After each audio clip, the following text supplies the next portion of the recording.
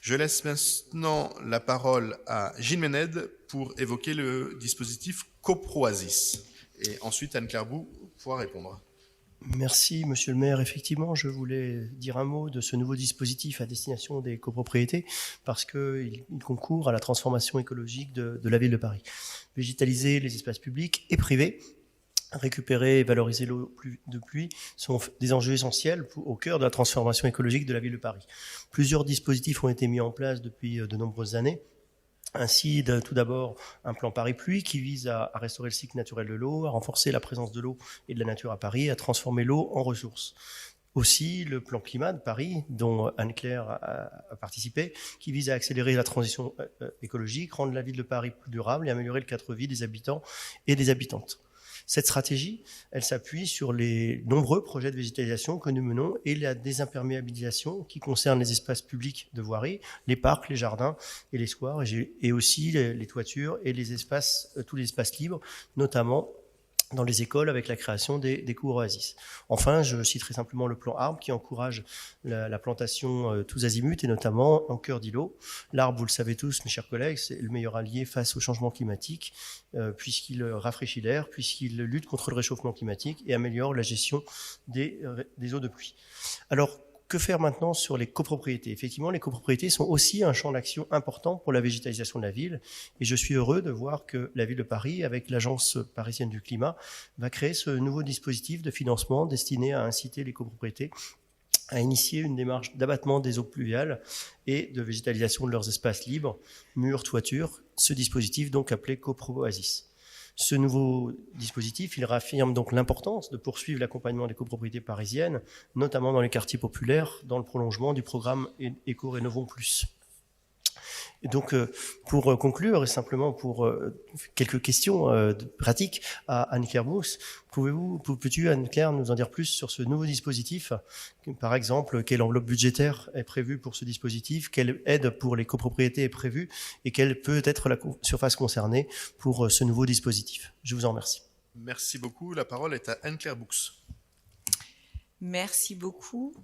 Chers collègues, merci Gilles Méned pour ces questions et venir souligner le travail important qui est fait dans le cadre de ce dispositif. Je voulais aussi en profiter pour vous remercier, que ce soit toi Gilles ou encore Antoine Dupont, sur ce travail de coordination pour en effet adapter notre ville au changement climatique, faire face à la crise de biodiversité à laquelle on le fait face et aussi répondre au changement sociétal que nous avons vécu avec le Covid, ce besoin de plus en plus grand des habitants et habitantes d'accès à la nature.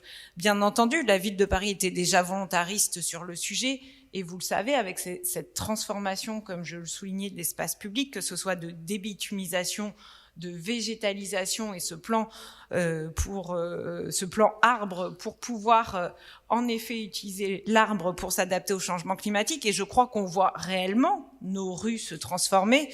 Je pense par exemple à la rue Ferdinand Flocon et d'autres. On voit en ce moment la mise en place aussi des travaux embellir votre quartier à la Goutte d'Or et la concertation en cours sur Montmartre. Donc on voit cette transformation, on voit aussi cette transformation, et vous l'avez souligné, dans les établissements publics avec les cours Oasis, et y restait cette partie des copropriétés privées qui n'est pas rien puisque les copropriétés, l'espace privé, c'est 38% de l'espace non bâti parisien. C'est à peu près la moitié des copropriétés, c'est 600 hectares. Donc forcément, si on veut réussir ce défi de la nature en ville, il faut absolument embarquer les copropriétés privées dans cette dynamique. C'est pour ça que ce dispositif de près d'1 million d'euros a été mis en place pour permettre d'accompagner les copropriétés. Ça peut être soit les accompagner sur des études à hauteur de 5 000 euros, soit les accompagner dans le cadre de travaux de transformation, soit de débitumisation, soit de transformation des toitures.